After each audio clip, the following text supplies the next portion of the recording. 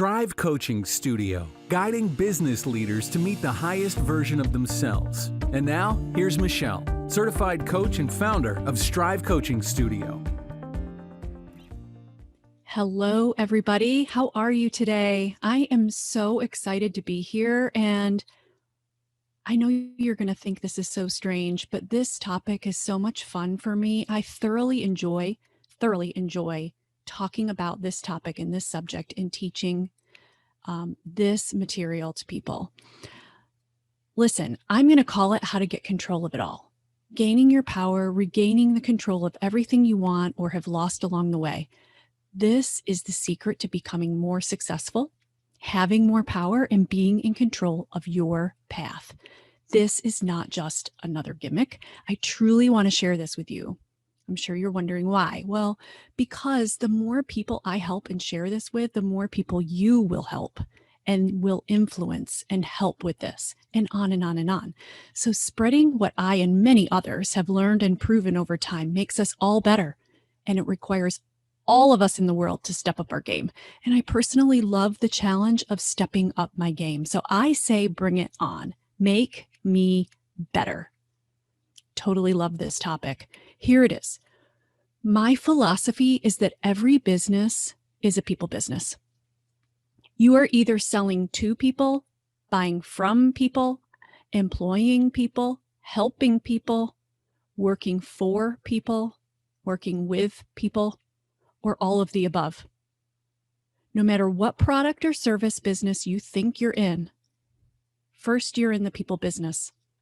The sooner you recognize this as a fact, the quicker you will be on your way to creating the results you want within it. It's just that simple. I've been in the development and training and understanding of people business for over 25 years. I was extremely fortunate to have had really great mentors and role models, as well as great opportunities in education that taught me that along the way. I've learned the importance of reading and understand people from a very early age of my life, and it served me very well to become very successful. I'm going to share some of these important guiding points about that with you today. Understanding people is a skill and an art. The better you understand them and their motivations, the more successful you will be. Most people don't understand this concept. Most people are only thinking about what they need, which is really one of the biggest points of this topic today. The most successful people in life recognize and understand this art. And at the same time, it really is so very simple. You can become great at doing it. The first step toward it, though, is really recognizing it as a fact. You are in a people business. So once you really know and understand this, what changes for you in your mind? How will you approach those around you? How will you act? How will you communicate? What will you do? How will you feel? I'm not trying to suggest what you should do. I'm encouraging you to ask that question of yourself before you even begin so you can make deliberate decisions for yourself. There is not a right or wrong answer. The fact is that you're 100% in control of whatever decision you make, and you have all the power to choose and create that right now and every time following.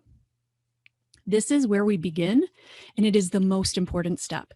So take a minute to really consider it and continue to do this each day and maybe throughout the day. For me, it may shift. Sometimes I want to choose to approach from a place of confidence or strength. Sometimes it's from a place of peacefulness. Most times it includes an approach of some type of love or being interested or with curiosity. I get to decide each time. And when I do, that will always determine the direction and tone of where we're going to go and create results that are in line with that approach. When I approach things from a place of defensiveness or frustration or righteousness, I will also create results in line with that. I get to decide. And so do you. If you're going into a situation that's making you feel uncertain and that is fueling you with worry, stress, anxiety, or doubt, guess what? I don't need to tell you that your results will be exactly in line with that. So can you give me one reason that it makes sense to do that? The results you will get will never create your preferred objective or accomplish anything that serves you. So again, step one is to always decide how you're going to think and approach every person and every situation in advance. Who will you be? This is where all of your power and control lies. So decide right now and take control of you first. Now, step two is to really, truly, and wholeheartedly listen. Listen with your brain and your mind, not just your ears. Listen without distraction and without thinking about what you want to say next and without bias, judgment, and opinions. Just listen. Practice this. It is not as easy as you think. I have a previous podcast specifically on listening that can help guide you through the pitfalls of being a great listener if you want to reference that. If you have done step one, choosing how you want to approach, and have the ability to stay in that place, then the listening will be that much easier. This is why step number one is so important. Approach deliberately and listen intently.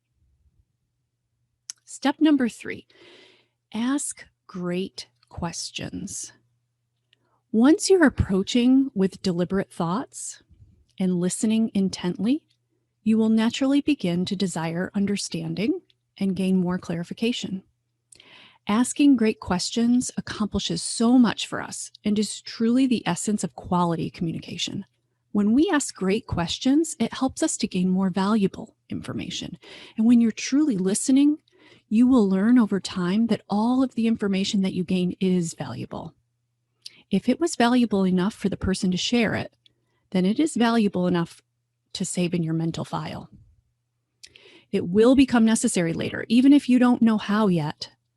Asking questions also helps you gain clarity on what they mean, on a deeper, better understanding of where the person's coming from on things, their perspective. Again, also valuable for you as the listener. Dale Carnegie coined the phrase, "To be interesting, be interested." There's nothing more valuable you can do in your people business than to be interested in them. Aside from gaining the valuable information that I already mentioned, showing others that you are genuinely interested breeds improved relationships. In our business of people, improving relationships is pretty much the secret sauce. Wouldn't you agree? If I'd shared nothing else with you than what I've just shared, and if you implemented steps 1 to 3 alone for the next week, you will already be more in control, feel more in power of yourself, and have more success. It really is the foundation to all that is possible for you to have everything you want in life. Determining your thought approach, listening intently, being genuinely interested. I know this sounds so obvious and like common sense. I know, but guess what? It is not done. It is not practiced. It is not common. We are busy. We are stressed and overwhelmed. We don't have time. We have this and that and this and that, and pressures and deadlines and responsibilities and all the things. We all do. We all have been there. So the good news is that this means that when you do make these shifts and practice these steps, you will be rare. You will be unique. You will reflect your value. You will become a role model and an example. You will be a leader. Now, I'm not going to leave you hanging. Don't worry, there's more, and I'm going to share it with you. The reason I'm making such a big deal out of the first 3 steps is because if you do not manage the first 3 steps well, it will be impossible for you to take on step 4. And even if you think you can, you will likely be wrong. And if you're wrong or fail on step 4, then you'll continue from the beginning and won't save any time or effort anyway. So there's no avoiding putting in the effort for 1 to 3. So please just give it your full attention. But as you continue to build relationships with people over time, you will have become intimately familiar with who they are, their value systems, their priorities, how they think, and what motivates them. All of the information you have gathered all along is valuable toward this understanding. And by the way, hopefully they are familiar with you on the same level as well. As a genuine and authentic leader, my team knew me very well, and it was important to me that they knew me. I wanted them to know and see at all times what I valued, my priorities, and what motivated me. The great members of my team knew that, understood me on that level, and that was and is my exact goal. It shaped and validated the why and the mission of the company and created the loyal following I had to create the culture I wanted to create in my company.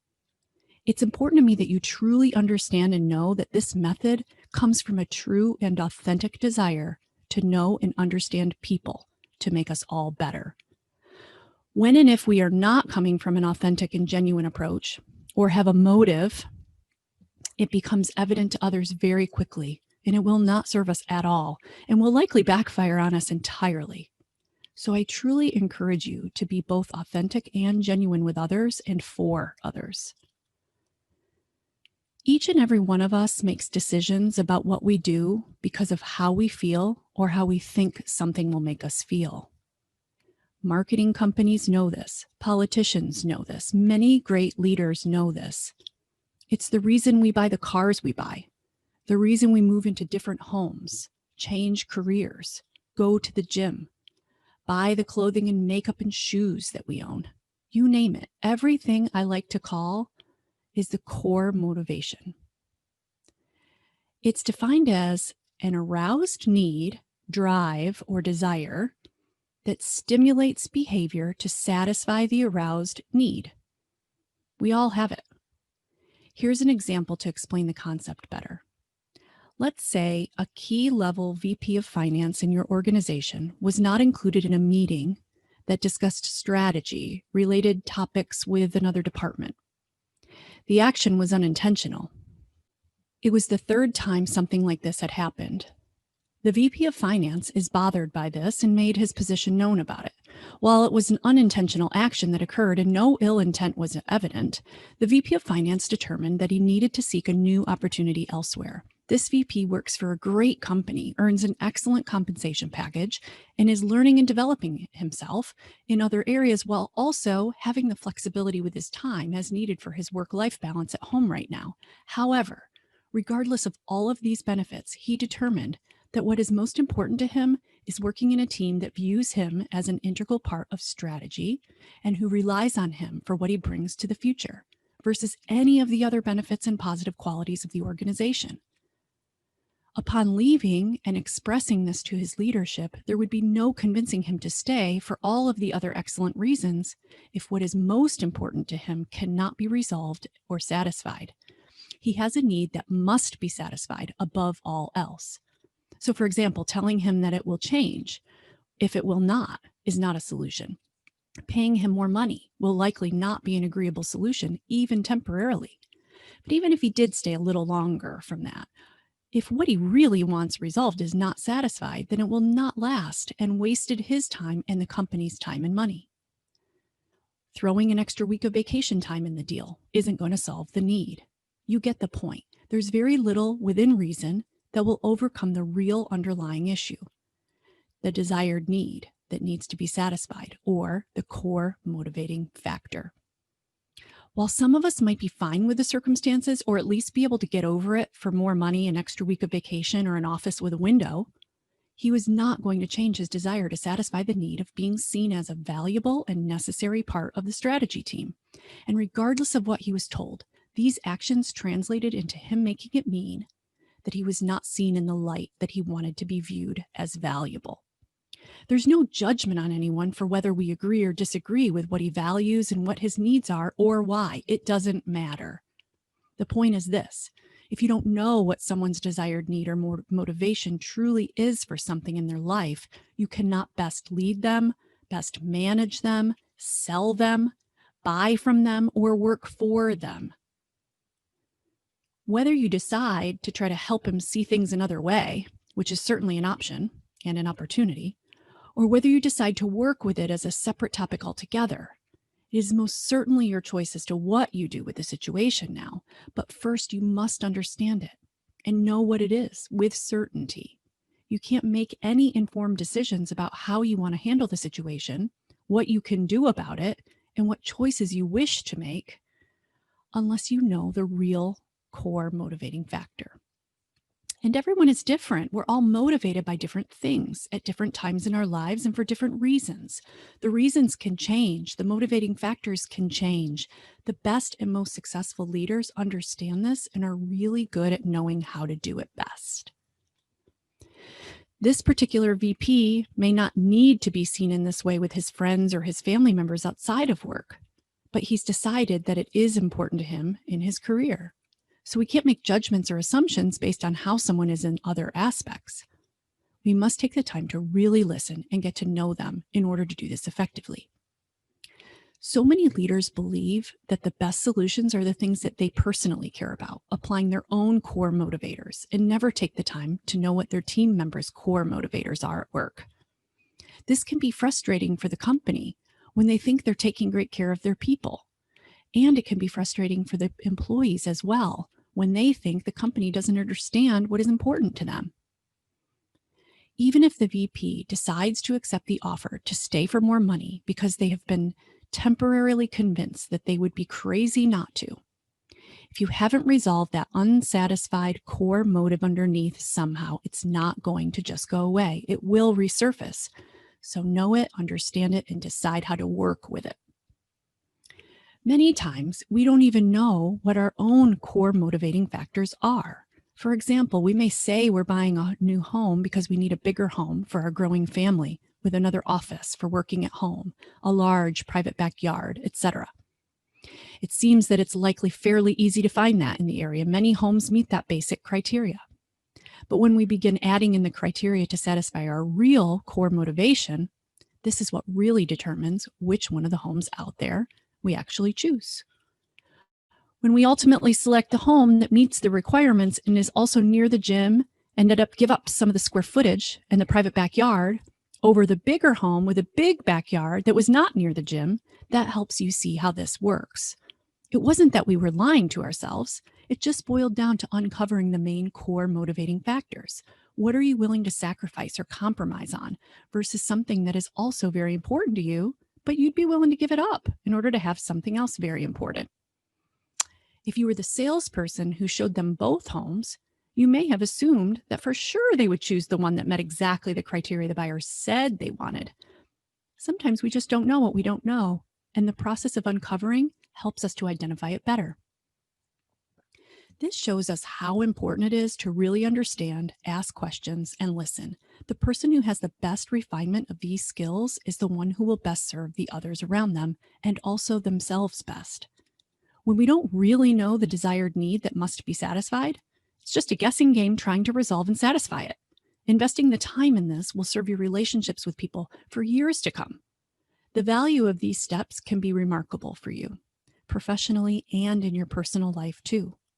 And as a leader, are you aware of your own core motivating factors? Is it making the most money? Or is it more than just that? Are you in the market to buy something new right now? What is motivating that? What is the most recent purchase you made or decisions you made? What motivated them? What was the desired need that needed to be satisfied?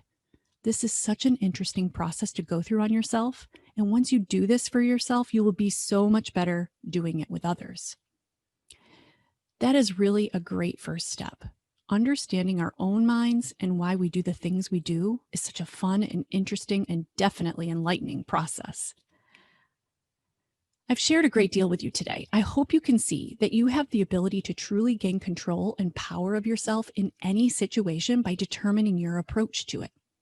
By listening, by allowing yourself the ability to understand others better, a rare and unique yet very valuable skill these days.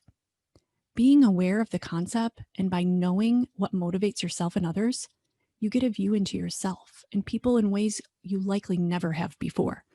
And deciding how and what you will become as a result of this is 100% within your power.